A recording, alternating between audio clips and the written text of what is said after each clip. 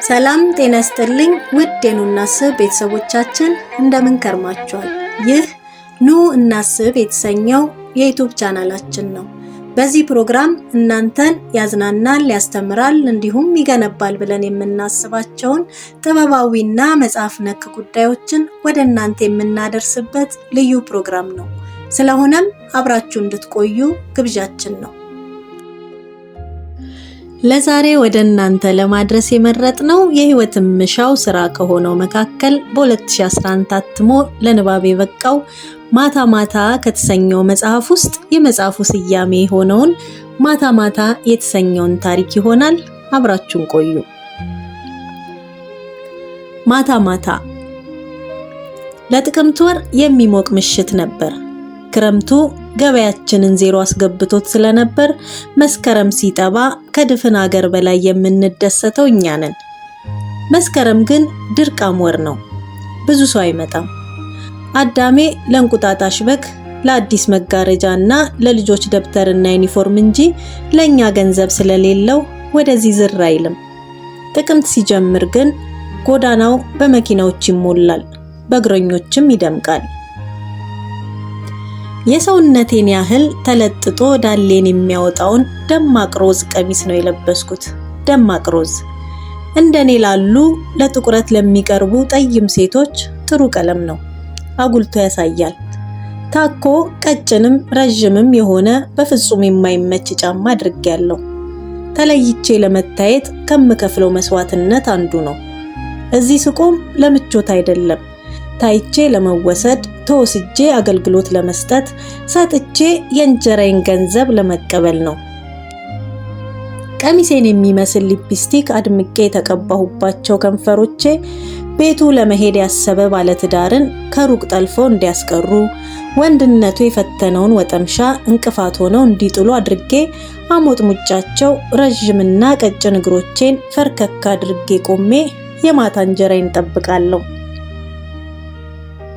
አጥር የሚጋሩ ኤምባሲዎችና የውጭ ድርጅቶች እንደ እንጉዳይ ከበዙበት ሰፈር ነው የምሰራው። ብዙ ተወዳዳሪዎቼ የሆኑ ሴቶች ፈንጠር ብለው ቆመው የእድላቸውን ይጠብቃሉ። አንዳንዶቹን በመሰላቸት ወዲያ ወዲህ ሲውረገረጉ የደከማቸው ስልክ እንጨት ተደግፈው ይናውዛሉ። የመንገድ መብራት የሌለበት ቦታን መርጠን ስለምንቆም አጠገባችን ያልደረሰ አያየንም። ገበያ መምጣቱን የምናውቀው እግረኛው ኮቴ ሲቀርበን፣ ባለመኪናው ደግሞ ረጅም መብራቱን ሲረጭብን ነው። ያኔ ወደ ዳር ወጥተን የቱ ይሻልሃል እንላለን። ጎንበስ ብለን ናሙና እናሳያለን። እኔን ምረጠኝ፣ እኔን ውሰደኝ በሚል እየተወዛወዝን እናባብላለን። ረጅም መብራት በራብኝ። እንደ ልማዴ እግሮቼን ከቅድሙ የበለጠ ፈርከክ አድርጌ ፈገግ አልኩና መላ ሰውነቴን በእንዳያመልጥህ አሳየሁት። ደስ ሳይለኝ ፈገግ ማለት የለመድኩት በዚህ ስራ ነው። ፈርከክ፣ ፈገግ፣ ጠጋ የሁል ጊዜ ሶስቱ ጥበቦቼ ናቸው። መኪናውን በደንብ አየሁት።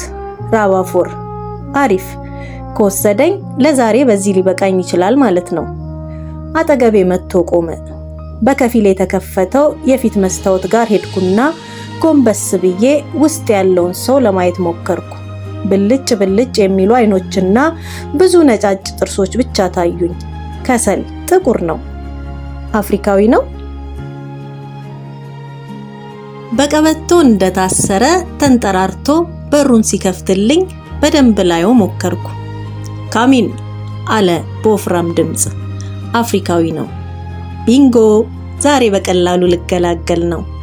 ገባሁና ቁጭ አልኩ። እንደ ነገሩ አየኝና መኪናውን ሲያስነሳ ቶሎ ብዬ ሾርት ኦር ኦል ናይት አልኩት። ሾርታው ማች አለ በቀላዋጭ አይኖቹ ከላይ እስከታች እንደገና እያየኝ። ራቫፎር ጥቁር አፍሪካዊ። 1000 አልኩ። ፋይን ሌትስ ጎ አለና መኪናውን አስነሳ። የት እንደምንሄድ አላውቅም። ሰዓቴን አየሁት። ለ4:25 ጉዳይ። የአዲስ አበባ ግርግርና የመኪና ጭንቅንቅ ግን አልበረደም። አፍሪካዊው መኪናውን እያፈጠነ በጥድፊያ ይነዳል። እኔ ውጭውን መንገዱን አያለው። አዋሬ እንደ ራሴ ሆቴል አካባቢ ስንደርስ የሆነች ከክር የቀጠነች የኮብልስቶን መንገድ ይዞ መንዳት ጀመረ። ጥሩ ነው፣ ስጨርስ ለመመለስ ብዙ ገንዘብ አይፈጅብኝም። ግን የጥምዝምዙ ብዛት፣ የመንገዱ መጥበብ። ትልቅ አረንጓዴ በር ያለው ፎቅ ቤት ጋር እንደደረስን በትዕግስት ማጣት ብዙ ጊዜ ክላክስ አደረገ። ብዙም ሳይቆይ በሩ ተከፈተ። መኪናውን ግቢ ውስጥ ሲያስገባ ፔኒሲዮን መሆኑን ግንቡን ተደግፎ በተቀመጠ ማስታወቂያ አወቅኩ። የጨረቃ ጉዞ ፔኒሲዮን ይላል። አዲስ መሆኑ ነው ወይ ደግሞ ስምና የንግድ ምልክት እየቀየሩ ይሆናል። ለመውረድ ስዘጋጅ ወደ እኔ ዞር አለና ዩጋ ኮንዶም አለኝ። የስ ብዬ ቦርሳዬን እዚህ ውስጥ አለኝ በሚል ደብደብ አድርጌ ያሳየሁትና ወረድኩ። እሱ በፍጥነት ወደ ቤት ውስጥ ሲገባ እኔ ደግሞ በማይመች ጫማዬ እየተሰቃየሁና እንደ ተረሳች ውሻ ቱስ ቱስ እያልኩ እከተለዋለሁ። ከዚህ ስራ የሚያስጠላኝ ይሄ ነው። ስለተገዛሁ የመኪና በር አይከፈትልኝም። ስለተገዛሁ እጄን ተይዤ ትከሻዬን ታቅፌ አልገባም። ስለተገዛሁ እንደ ሰው ጎን ለጎን አልራመድም። ክፍል ውስጥ እንደገባን ደቂቃ እንኳን ሳያባክን ልብሱን አውላልቆ ብርድ ልብስ ውስጥ ገባ። በብርሃን አየሁት። ፊቱ የእንቁራሪት፣ ሰውነቱ ደግሞ የእንሽላሊት ይመስላል። ከዚህ ስራ የሚያስጠላኝ ሁለተኛው ነገር ይሄ ነው። ስለተገዛሁ እንቁራሪት እስማለሁ። ስለተገዛሁ ለእንሽላሊት ጭኖቼን እከፍታለሁ። ፔኒሲዮኑ ከውጭ እንደሚታየው አያስደንቅም። ከተለያየ ቦታ በልመና የመጡ የሚመስሉ ምናቸውም የማይመሳሰል ዕቃዎች ተፋፍገው የቆሙበት አስቀያሚ ክፍል ነው። ብርድ ልብስ ውስጥ ሆኖ የእንሽላሊት ሰውነቱን እየነካካ በምን ታፈጫለሽ ነይና ሂሳቤን ስጭኝ እንጂ በሚል አይን ያየኛል። ከዚህ ስራ የሚያስጠላኝ ሶስተኛው ነገር ይሄ ነው። ስለተገዛሁ ዛሬ ደብሮኛል ልተኛ ማለት አልችልም። ስለተገዛሁ ራሴን አሞኛል ነገ ብናደርግስ ብዬ ጥቅልል ብዬ ማደር አይፈቀድልኝም። ቀሚሴን አውልቄ በውስጥ ሱሬ ብቻ አልጋው ውስጥ ገባው። ይሄን ሾርት ስራ እንዴት አድርጌ ይበልጥ እንደማሳጥረው እያሰብኩ ወደ አልጋው ውስጥ ገባው። ዩቢዮን ቶፕ አለኝ። ታዘዝኩና እንሽላሊቱን ተፈናጥጬ ጀመርን። በተንቀሳቀስን ቁጥር ይሄ ደባሪ አልጋ ይንቋቋል። በከፊል የተገለጠው አሮጌና ቆሻሻ ፍራሽ ሲጥ ይላል። የጎረቤት አልጋዎችም እንደኛው ሲንቋቁ ልክ እንደዚህኛው ፍራሽ ሲጥ ሲሉ ይሰማኛል። ፊቱን አየሁት። ከፍተኛ ህመም ውስጥ እንዳለ ሰው ጭምድድ ኩርምት ብሏል። አንዳንዴ ደግሞ ረጅምና በጣም ቀይ ምላሱን ጎልጉሎ ያወጣል። ምላሱን ምን ያስጎለጉለዋል? እሱን ላለማየት በብዙ ስዕሎች የተጨናነቀውን ግድግዳ በአይኔ ማሰስ ጀመርኩ። አንዱ ላይ ፏፏቴና ተራራ፣ ሌላው ላይ የቡና ሲኒ ውስጥ ያለ ኤርትራ ያልተገነጠለችበት የኢትዮጵያ ካርታ፣ ሶስተኛው ላይ የፈረስ ፊት የምትደባብስ ራቁቷን ያለች ልጃገረድ። አልጋው ይንቋቋል። ፍራሹ ሲጥ ይላል። እንቁራሪቱ ቁና ይተነፍሳል። ምላሱን ጎልጉሎ ያለከልካል። በዚህኛው ግድግዳ ላይ ደግሞ አበባ ማስቀመጫ ውስጥ የተቀመጠች የፈካሽ ጽጌረዳ። መጨረሻውን ለማቅረብና ለመገላገል ፍጥነቴን ጨምሬ መስገር ጀመርኩ። ማርሽ ቀይሬ መጋለብ ጀመርኩ። ቼ እንቁራሪት፣ ወንሽላሊት፣ ቼ ያልገባኝን ነገር ጮህና ተጠናቀቀ። ግልግል። በፍጥነት ወርጄ ኦኬ መኒ ፕሊስ አልኩት። ቀሚሴን መልሼ እየለበስኩ አልጋው ውስጥ ሆኖ እያለከለከ ነው። but you are expensive my lady አለ አይኑን እያስለመለመ እያየኝ። አዎ ሲያልክ ሁሌም ውድ ነው እንሽላሊት፣ ፕሊስ ፔይ ነው አልኩ ኮስተር ብዬ።